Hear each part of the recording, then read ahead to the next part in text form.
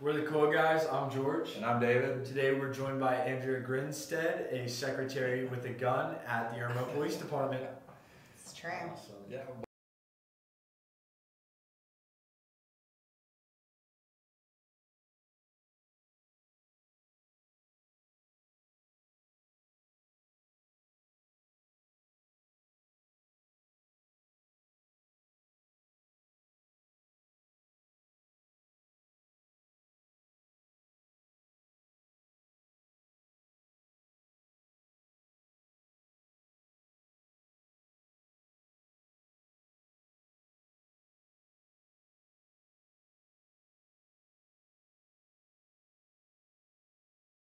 Welcome back. This is your third visit with us. It is. I'm getting to be an old pro at this. It's like getting to be podcast famous.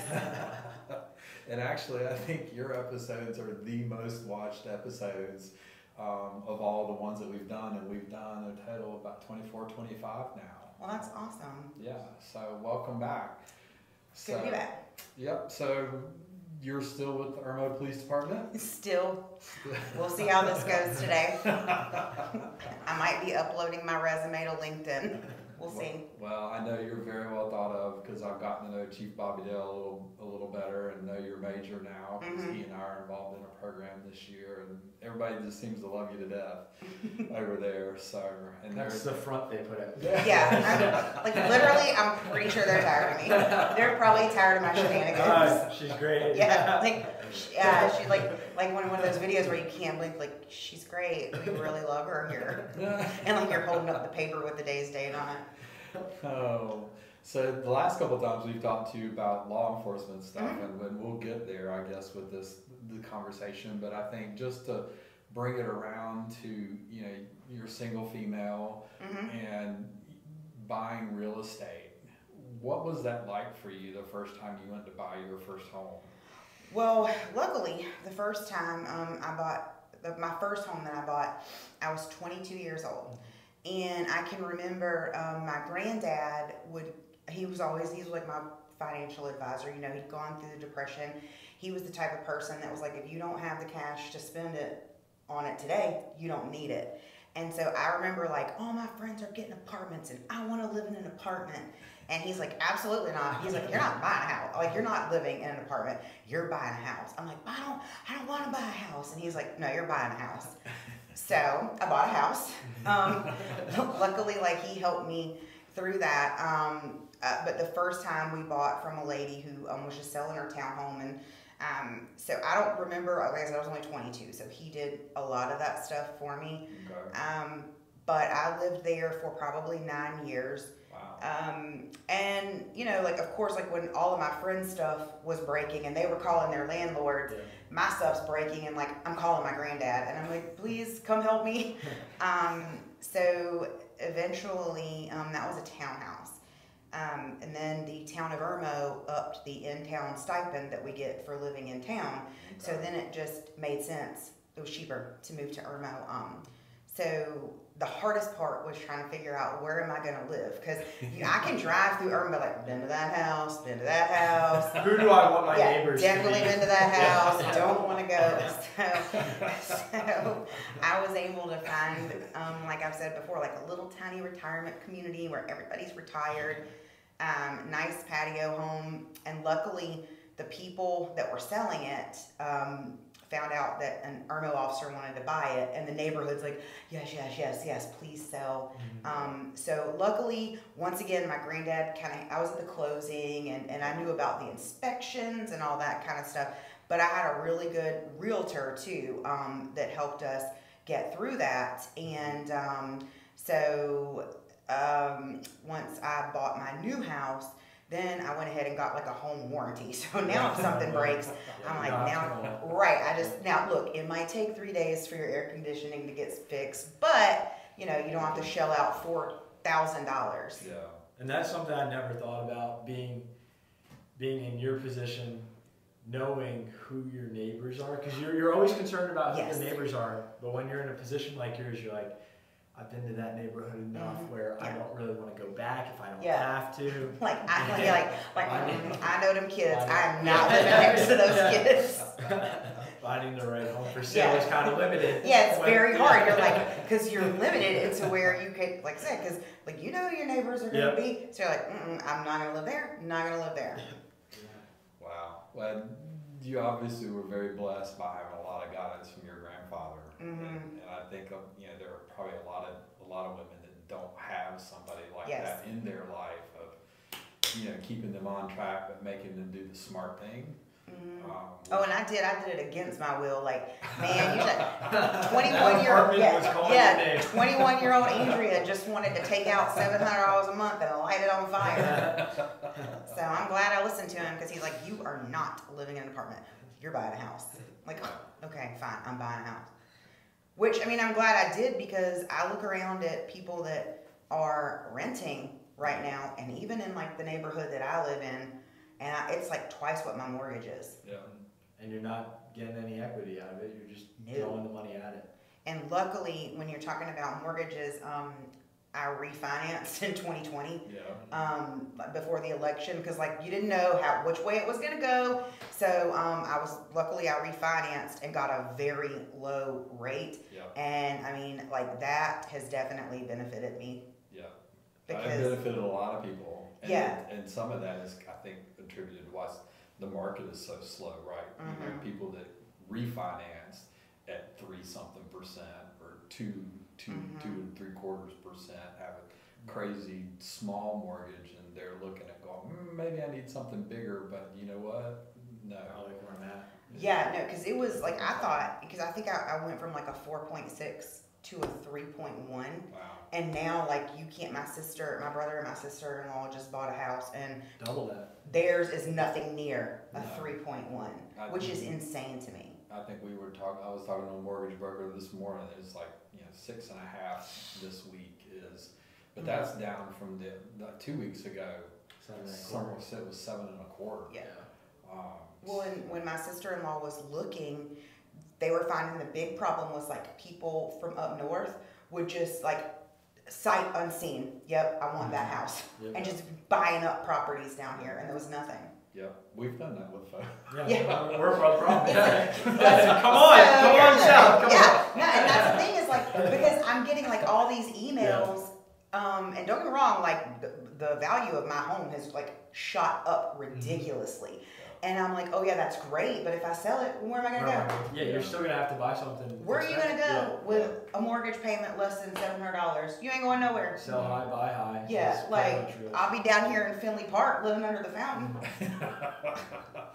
Or in neighborhoods next to the kids you don't like. That's true. Kids you don't like.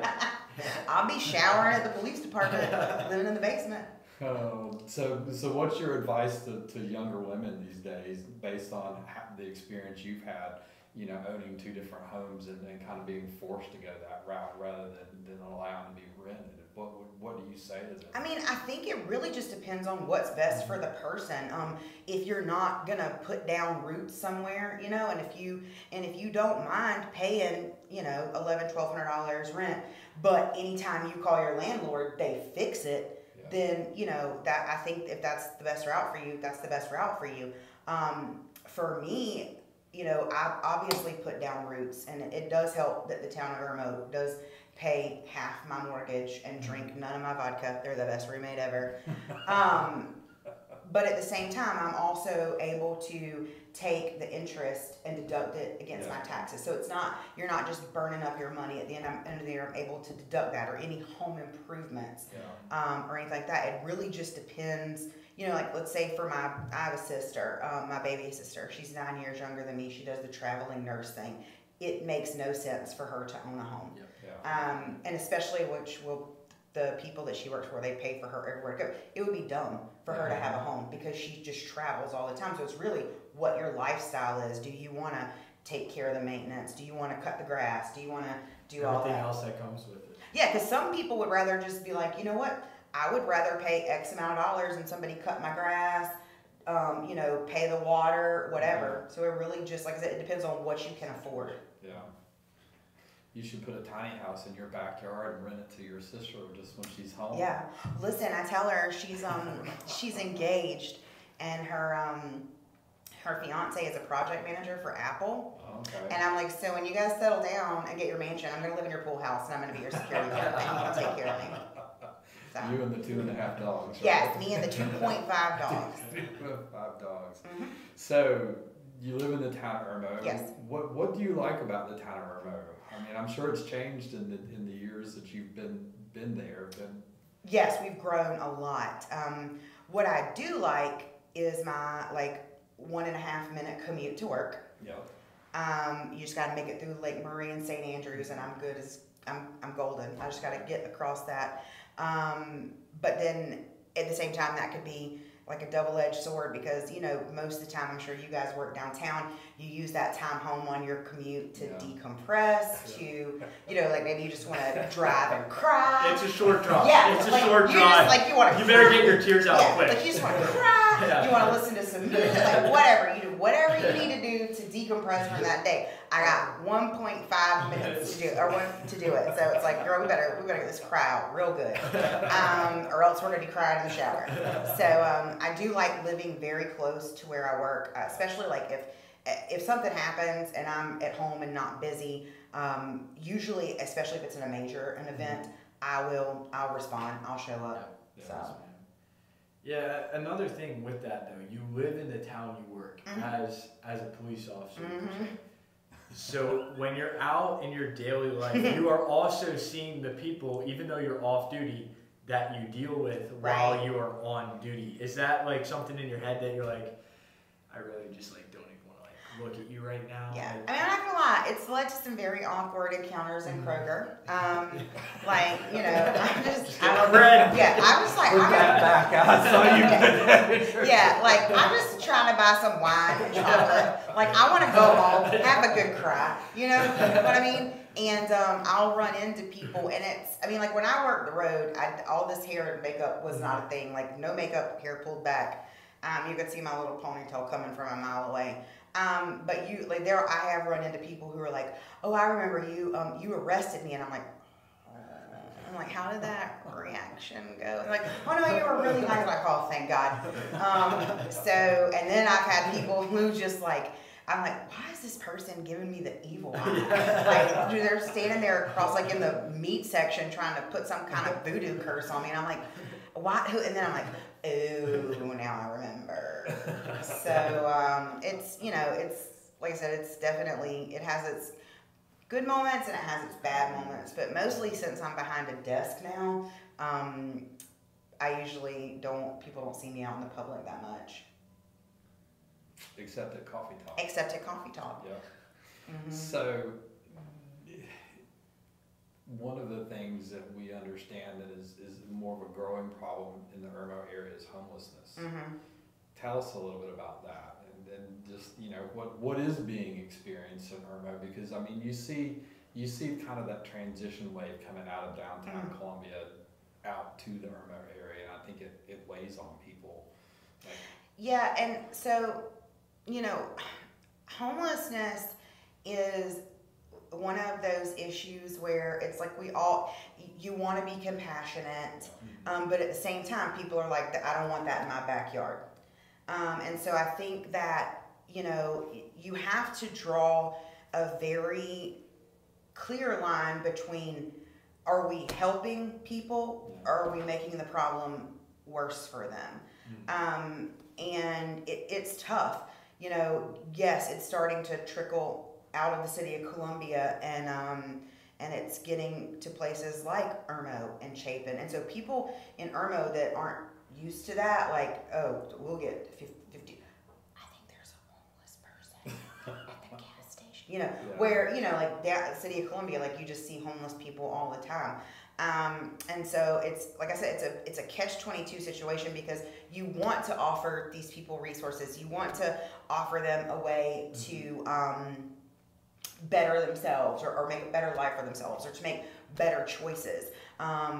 But at the same time, we've all seen the stories where, we will talk to people who really aren't homeless. They could just make more money panhandling. And so, and they prey on people feeling bad for that and wanting to help. And so my advice would be to donate to organizations that, whether it's His House Ministries, Sharing God's Love, outreach organizations. I think your money would be better spent donating to those type of places.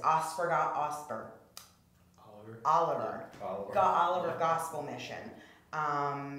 It's like I said, it's a tough situation. Nobody wants to have that conversation. But at the end of the day, what's more humane? Allowing people to suffer? I mean, we had to come downtown for something last week, and we're driving by I don't know if it's Transitions, it's on Elmwood, and I legitimately thought a dude was dead, just laid up again, and I was like, hey, stop the car, this person might be dead. But luckily another person stopped and woke him up, and I mean, and you're just like, it's just, what kind of humanity is that? What, you know what I mean?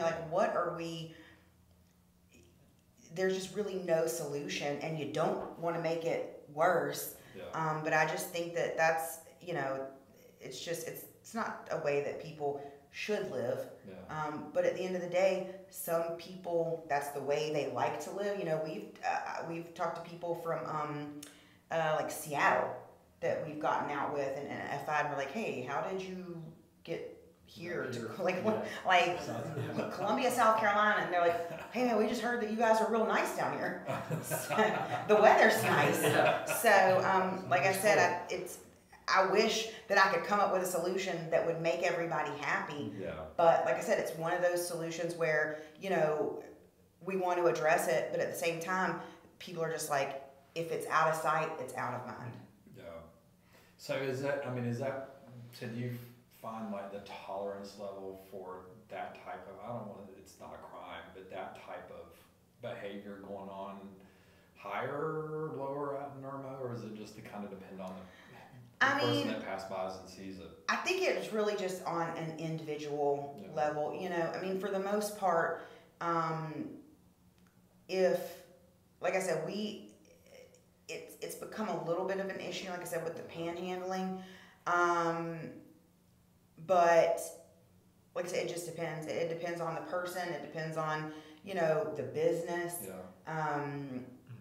But what we found also is there's a lot of, and I'm not talking about the homeless population, but there's a lot of scammers that will, and I'm sure you've seen them, we don't have money for food, and they got kids with them.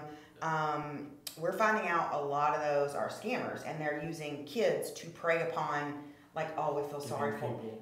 And some of them will set up and monitor a credit card skimmer on an ATM somewhere, and they'll just be,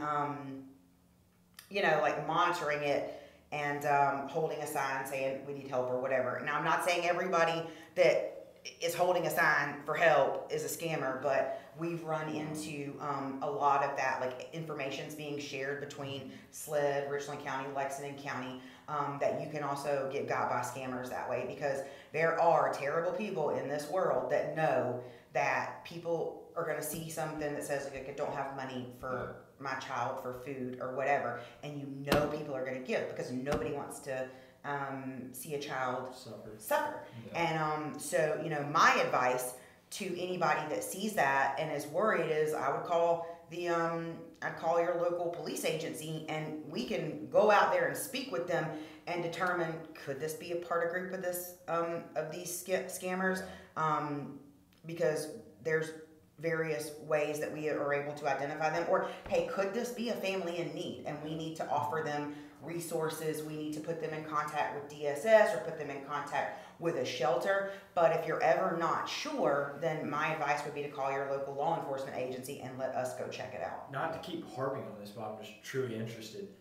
What are y'all able to do when you get out there to kind of get a feel for it, if it's a scammer? Because from the public perception, you see a homeless person, right, and you think homeless. Same with somebody who's out at the corner. You just automatically assume. And I guess maybe it's me just being oblivious to the fact that it could be a scammer at times, to the point where, when y'all get out there, you have to approach the person as though it is a scammer? Or when we approach, if we get a call for panhandling, we're going to approach it as like, all right, let's go out here and see what this person's deal Okay. is.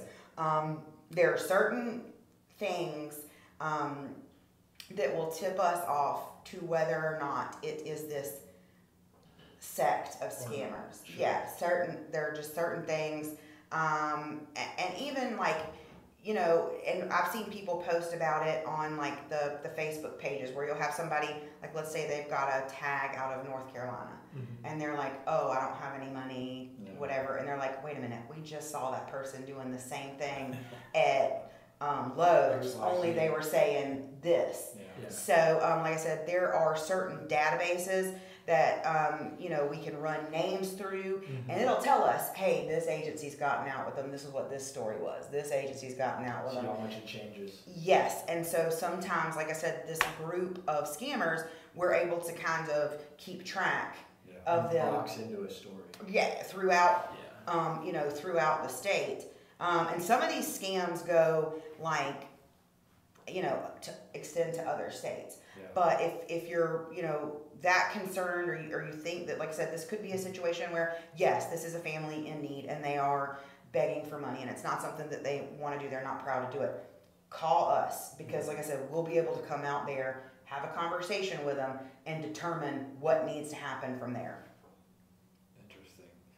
I guess, you know, I've heard y'all talk about the fact that, you know, the town of Irmo is this little slice of land between Lexington County, and it's up against, you know, it's in Richland County, it's in Lexington County, it's up against the city of Columbia, and sometimes y'all are like, you know, in a restaurant and you don't know which town or which, you know, who has authority there. But I guess in some ways it's better for the area because it forces you guys to really interact with those other law enforcement agencies, and maybe you're more aware of what's happening in and around that area because those conversations and that cooperation has to happen at the extent it does. Yeah, I like to call it the Bermuda Triangle of jurisdictions. Yeah, like speaking of that, we have like a regional intel meeting every month. It's actually tomorrow. Tapler's hosting it from Richland County. Yeah. So it will be, you know, it'll be Lexington County, Richland County, Irmo, City of Columbia, Town of Lexington, Department of Revenue. Midlands Tech shows up, the hospital shows up, like so many agencies show up, and we basically just sit around the table, and food's involved because we're cops, but no donuts. So, you know, like they'll say, okay, what's going on in Irmo? And we'll say, okay, we have X, Y, Z, and we've arrested this person for this. Well, next thing you know, Lexington's piping up like, hey, we charged that same person with these car break-ins. And so the same names get floated around, and so it's like we're all dealing with, I think it's like 10% of the population commits about 90% of the crimes. And so we're all dealing with the same people. But it's nice to know like what's going around what agency, so you can look out for that. And then a lot of times they'll bring pictures from like surveillance and stuff, and like, hey, this person is a suspect in this, and we'll be like, oh yeah, that's so and so. I've locked them up 15 times. I know who they are from across the room. So.